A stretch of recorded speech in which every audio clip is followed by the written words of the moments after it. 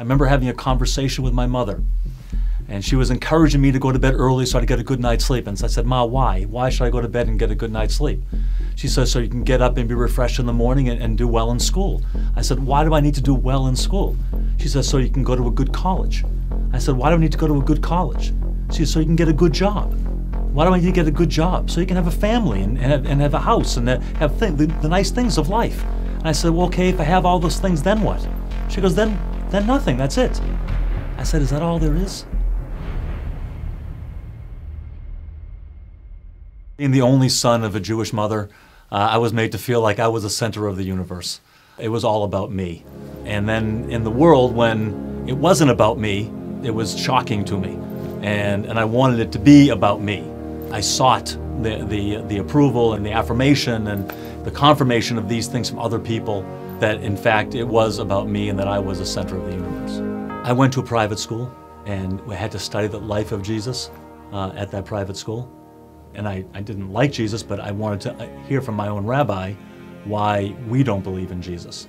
And he explained to me that he couldn't be the Messiah because when Messiah comes, he'll bring peace. And since Jesus has already come and there is no peace, he could not be the Messiah. And that satisfied me for about 7 years. And I was totally satisfied with that answer. It made sense to me. In college, I became a theoretical Marxist. I believed that what the world needed was radical social change, that instead of people competing against each other in the marketplace, that government would come and would create an equal playing field, and even more than that, would create equal outcomes for everyone in the culture. If we could get rid of the competitiveness and the adversarial relationship that I saw in the culture, and we could work towards cooperation, we could create a better world together. And I really wanted to make a better world. That was I saw this as a source of significance and purpose in my life, that I could help bring about a better world for mankind. The only problem with my convictions about social change and making a better world was the problem of the brokenness in people. My own personal brokenness, I saw that, my own selfishness, my own pride, my own lust, my own greed, all of those things in my life. And I saw that in other people. I saw it in the world around me. And if there was something wrong with us, if there was something wrong with people, then changing social systems wouldn't make any difference. It would just be the same thing over and over again. So in my freshman year of college, I hear a knock on my door. I open the door, and there's a young man there. And he looks at me, he goes, "Hi, my name's Paul, and I'd like to talk to you about establishing a personal relationship with Jesus Christ."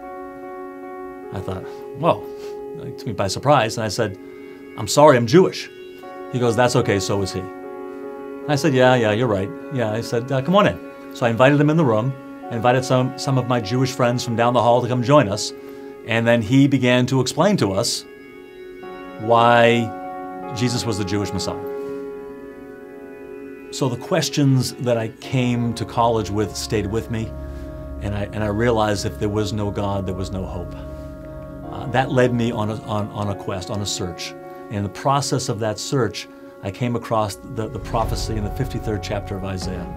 And I remember reading it and thinking to myself, what's Jesus doing in my Bible? I was surprised as I read it that this was from the prophet Isaiah, the Jewish prophet.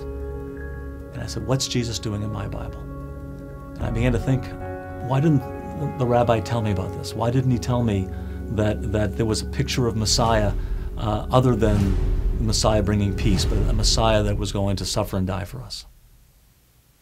After college, in order to make extra money, I worked nights and weekends for a kosher caterer in Boston. One night, April 30th, 1980, I was at Temple Sinai in Marblehead, Massachusetts.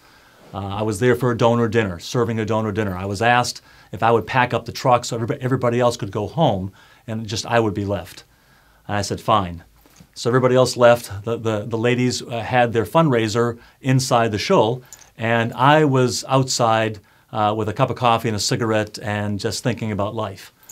All of a sudden, inside the synagogue, the women started praying. Their prayers began to remind me of my own searching and my own struggle, my own journey that I was on. And I started thinking about Jewish history, and I started thinking about David, and I started thinking about Jesus. Is Jesus the Messiah? Is it really important who the Messiah is? Is Jesus the Son of God? Is he God? Did he ever say he was God? And couldn't he have just meant that he was close to God and intimate with God? And I said, what difference does that make what the name of God is, as long as we live a good life? And as I'm thinking these things, I'm walking around the temple parking lot, and I get to the end of the parking lot, and I look up, and before me is a gathering of light, and the light forms a figure of a man, and the man is all in light, and he's in front of a cross, not on the cross, but in front of a cross, and it's all brightly illuminated in front of me, about 20 yards away from me, as big as life. And I looked up and I saw the figure, and I said, "Oh my God, it's Jesus Christ." And my hands are shaking, and I'm shaking my head on the way home. Did I really see this? Did I really see this? And it scared me so much, I decided to try to put it out of my mind. So I spent the next couple of weeks just partying and going out to bars and just trying to forget about what had happened. And I did this for a couple of weeks of getting drunk and trying to forget. I woke up one morning, I was living at home at the time, and I woke up in the morning and I was getting my orange juice in the kitchen, and my mother looks at me and says, "Rich, what are you running from?" So I came to realize that I wasn't the center of the universe, that God was, that it wasn't about me, it was about Him. And it was about me investing my life in His purposes that He had for me. And that gave me such a feeling of meaning and purpose in my life that it was beyond anything that I could have dreamt for. I never thought I'd get the answers. I never thought that those were the kinds of things that there were answers to.